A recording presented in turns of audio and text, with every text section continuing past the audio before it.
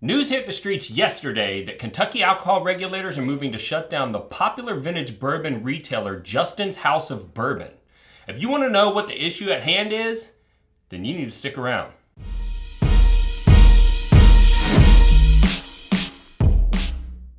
Now, before we jump into this topic, I do have to take a moment to thank our Patreon members. Without you guys, we would not be able to produce this amazing content that everyone seems to love. We've had almost 3 million people now watch this channel, and less than 1/100th of 1% of people support financially through Patreon, and you make it all happen for all of those people, plus the people who buy our merchandise. But it's not just about a monthly donation.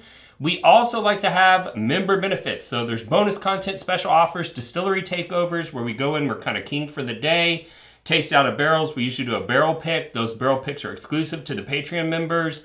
We have in-person meetup, monthly virtual bottle shares, major discounts on merch, and the satisfaction of knowing that you support this channel and its mission. If you're unfamiliar with the mission, stick around to the end and you can hear what we are all about. Now, before we go on to getting into the meat of this, there are some disclaimers. First thing you need to know is that I am not qualified to give detailed legal analysis because I'm not an attorney. I'm also not a trained journalist. So I am just an individual who happens to have some inside knowledge of how the industry works. And I have some personal connections with some of the individuals involved. And so I'm trying to put it all together and make it make sense for those of you who are interested in this brand, Justin's House of Bourbon.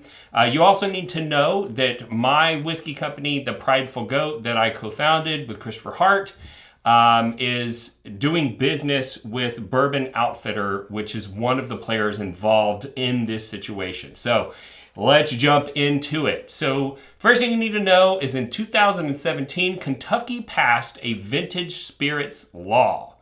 And basically it authorized licensed retailers to buy vintage spirits from unlicensed individuals that they could then resell in their establishments. And here are the basic details. If you go and read it, it is a very short law, which is shocking because it leaves a lot open for interpretation. So the first element is that the seller must not be in the business of selling spirits. And so it's meant to be for individuals to be able to sell their bottles. And they're not supposed to sell more than 24 units in the prior 12 months preceding the purchase of the unit. And a unit is a bottle. Another element is that the purchase must be in person at the licensed premises of the Kentucky retailer. Also, they must affix a vintage distilled spirits, a VDS sticker, to the bottle immediately upon purchase. And that's going to play heavily into this discussion. And the purchaser, the retailer who purchased, must notify the state ABC of the purchase. And they can either mail into an address or they can send in an email. And the problem with this law is that it lacks so much detail that it leaves a lot open for interpretation. And I think that that's going to play very heavily into how we analyze this situation. And so one of the things is there's a lot of questions about who's an authorized seller because, you know, there were just a couple of elements that made you an authorized seller. And some of the transactions that took place, it's open to interpretation of whether or not that person falls into that authorized seller category.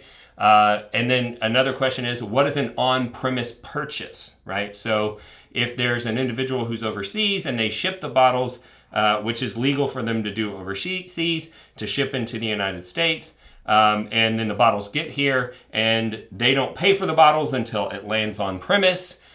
Is that an on-premise purchase or is that not an on-premise purchase? There's just not enough details to tell. And it's not even clear exactly what a vintage spirit is. So, it's something that's obviously not in current production, but wouldn't that make all single barrels a vintage spirit? Like all Blantons are always vintage spirits because they're single barrels? And what about bottles that have the year of release on them?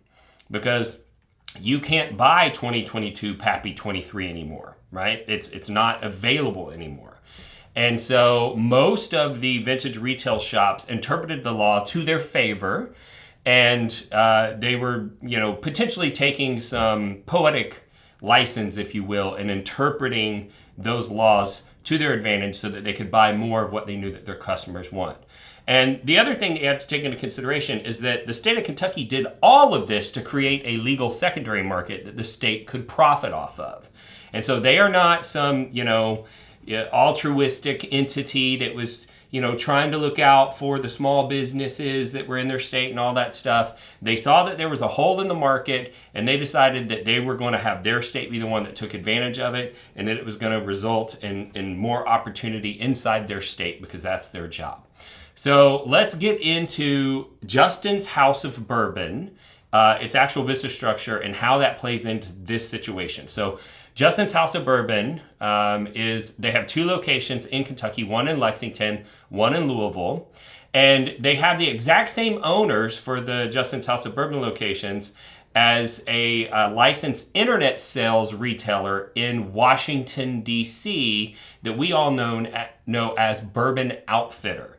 And so Bourbon Outfitter in Washington, D.C. is owned by the same, which is legally a licensed retailer in Washington, D.C., is owned by the same people who own Justin's House of Bourbon, both locations in Kentucky. And that's going to become significant in understanding how this thing played out.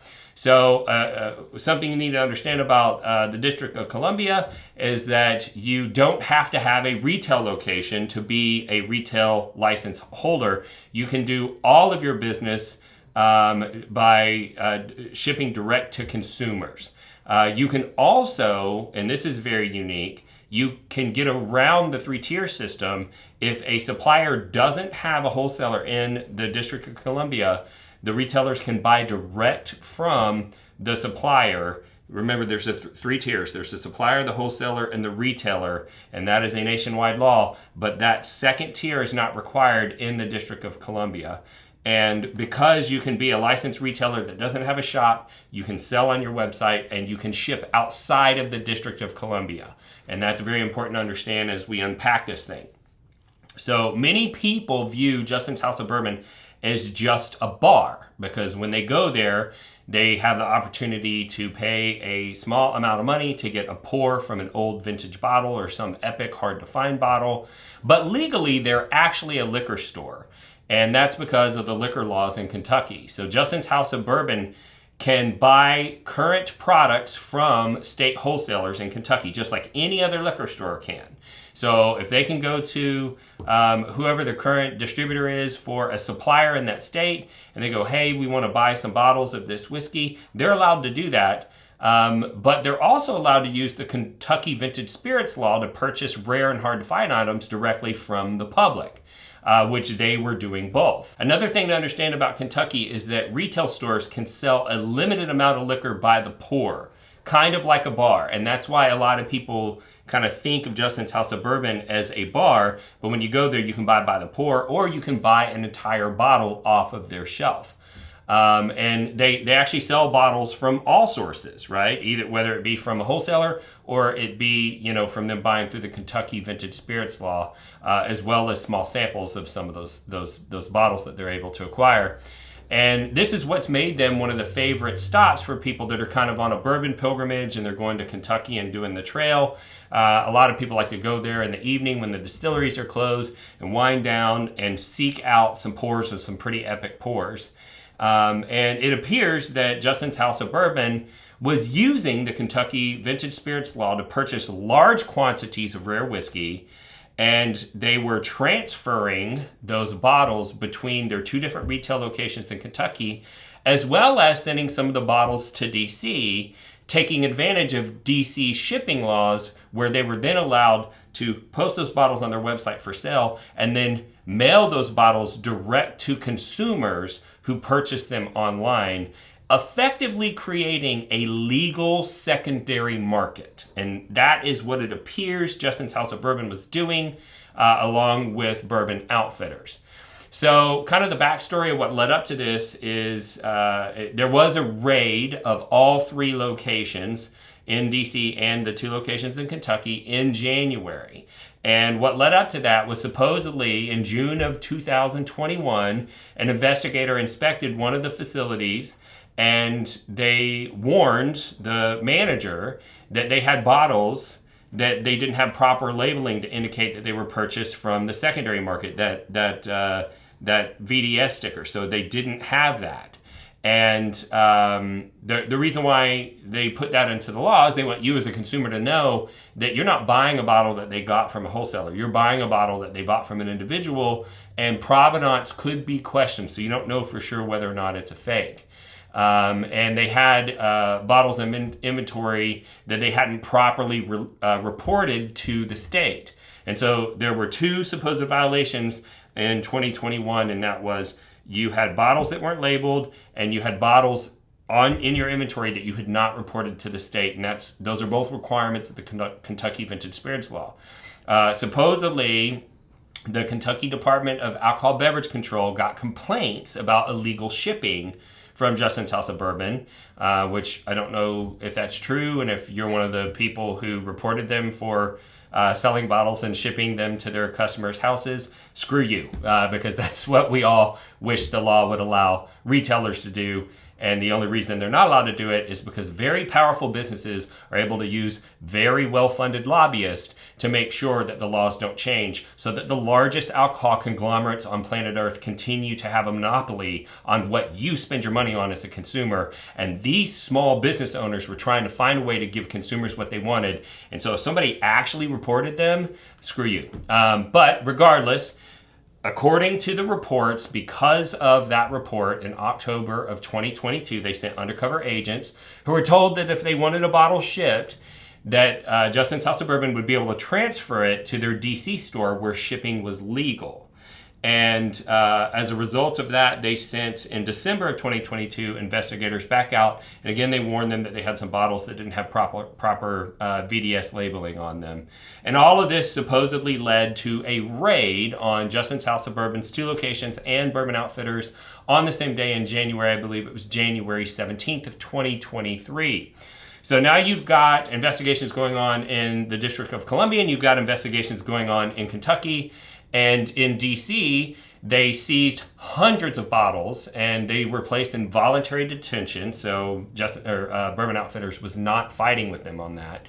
And rumors were swirling that the sheer number of bottles that they found, and the source being the Netherlands, which supposedly there's some sort of a bootleg operation in Netherlands that's producing fake bottles of Blanton's, that there was a chance that Justin's House of Bourbon and Bourbon Outfitters were involved in some sort of a wide-scale fraud. The news reports state that the fate of those DC bottles that were placed in voluntary detention is unknown. But I have personal contacts with people at Justin's House of Bourbon and Bourbon Outfitters, and I was told that the regulators vetted those bottles, discovered that they were legitimate, and that they were released back to Bourbon Outfitters, and that they've been available for purchase on the website. And that is independently reported to me by somebody in a position of authority, but apparently the regular news media are not aware of that information. So the rumors of counterfeit bottles turn out to be speculation. If they had discovered that those bottles were in fact counterfeit, there would have been a whole lot more news about it, and there wasn't, so I believe the report that I got from the individual. The District of Columbia ended up finding 2 minor infractions in their entire investigation, and they fined Bourbon Outfitters a mere $3,000. And obviously that's a very small fine, not a major infraction. Bourbon Outfitters operated through the entire investigation, and as far as we know, all accounts are in good standing with the District of Columbia authorities. Now let's get back to Kentucky's Department of Alcohol Beverage Control and what their accusations are. So on August the 7th of 2023, they filed a notice of violations indicating that they're planning to revoke or suspend the liquor licenses of Justin's House of Bourbon's 2 locations in Kentucky. And their accusations are that they failed to report vintage distilled spirits purchases to the state. They claim that there were illegal transport of bottles between the 2 Kentucky stores. They claim that there was illegal shipping of bottles in and out of the state of Kentucky. They claim that they unlawfully bought and sold alcoholic beverages. They claim that they failed to place a sticker on the vintage distilled spirits that were purchased. and indicate that they were from the second market, and they claimed that they bought and sold bourbons that did not qualify as vintage spirits. And when you look at the list that they listed, I mean, Blanton's would almost certainly have to be a vintage spirit since it's a single barrel, and some of the others. But once you get into buying like Eagle Rare, which isn't labeled as a single barrel but might be considered a single barrel, that one's questionable. But Weller Antique, Weller Special Reserve, bottles like that, which they were also purchasing from the public and reselling, those are kind of questionable. They're in current production. And the state of Kentucky claims that there was evidence that on the same day that they bought a particular bottle from a wholesaler, indicating that it is available in the market and it is not a vintage spirit, they also bought that same bottle from a private individual on the same day. So that's one of the accusations. You do need to know that there have been no criminal charges proposed by Kentucky at this point. This all is a civil matter relating to the enforcement of, ABC laws. And there is no information on when Kentucky is going to have a final ruling. So right now, Justin's House of Bourbon is still open and operating as far as I know. But I do know that if they lose this case to the state of Kentucky, both stores will be closed. And there are no indications that would be any impact for Bourbon Outfitters. To our knowledge, the case that was pending in Washington, D.C. has been closed out at this point. They paid their $3,000 fine and they've moved on. Bourbon Outfitters is licensed through the District of Columbia and won't be affected by any actions that are taken against Justin's House of Bourbon in Kentucky. So in conclusion, if this investigation determines that the business actions of Justin's House of Bourbon violated Kentucky vintage spirits laws, I hope that they can find a way to force them to adjust their business practice rather than just, shut down their 2 retail locations. All of this is due to antiquated 3-tier system regulations that have literally been on the books since about the 1930s, almost unchanged. And the reality is that consumers want the right to sell their bottles from one private individual to another. I mean, for crying out loud, if I owned a machine gun and I wanted to sell it to one of you, there is a legal channel through which I can sell you a machine gun, but right now, there is no legal channel with which I can transfer ownership of a bottle of whiskey. And just so you know, the way that the laws are written, technically, if you've ever given a bottle of wine to a friend for their birthday or whatever, legally, you're a bootlegger. And if that doesn't make your head spin and point out the fact that we need to update some laws, I don't know what would. So Justin's House of Bourbon may have been operating a bit in the gray area of the law, but they were only able to do it because it's what the public wanted, 1, and 2, Kentucky wanted to take advantage of the void in the market, which is why they passed the Kentucky Vintage Spirits Law to begin with. And now that they've passed it and it's doing exactly what you would expect it to do, causing enterprising business owners to get out there and try and find a way to work their way around the laws that are currently on the books and service the consuming public the way that the consuming public wants to be serviced, they're starting to take exception with it. So I hope that they do not shut these businesses down, and at the worst, maybe they'll give them a fine. Maybe they'll tell them they have to adjust some of their business practices. But I would hate for Justin's House of Bourbon's locations to be shut down because they do serve a very important role in the whiskey enthusiast community. Most people don't know where to go get vintage spirits. If you want to go have a glass of whiskey from your birth year, Justin's House of Bourbon is one of the top places to do that. And a lot of people go to do that at night after they get off the Kentucky Bourbon Trail, and I would hate to see those businesses shut down. If this is your first time tuning into the channel, we'd like to thank you for the view and let you know a little bit about our philosophy. We're all about bringing people together around whiskey, and that's something that's personally important to me because I lost a loved one to suicide in 2014. And in the aftermath of my brother's death, I was talking with his friends and trying to figure out, what led up to this. And I started to realize that he had lost his connection from his social network around him. And it kind of set me off on a mission to help people get connected. And I saw the connective power of whiskey and how it brought people together, even people of different ideological views that would normally not choose to form friendships on their own. And I thought to myself, maybe if I can get you connected to whiskey, the whiskey will do the rest of the job and get you connected to others. But if you want to create connection, you do have to have a forum. And we researched forums out there, and we saw kind of the negative side of the whiskey enthusiast world, and that is whiskey trolls. There's a lot of people out there that, for whatever reason, they want to spend their time online making themselves feel superior and make other people feel dumb. And that makes whiskey not fun, especially if you're new and you have questions. And so eventually we started Bourbon Real Talk Community, which is a free Facebook-based forum that you can go join right now. And we'd love to have you there. Everybody's welcome. Doesn't matter what walk of life you're from. We want you there if you love whiskey. And it's working. And we do have a true community going on there. But the other good thing that came from that research is once I realized that there were so many trolls out there that hate strangers online, it made me realize that I can love strangers online, because if they can hate, I can love. And that's why I end every podcast the same way, and that's this. If you woke up this morning and you're unsure whether or not anyone loved you, just know that I love you. And I'll see you next time on Bourbon Real Talk.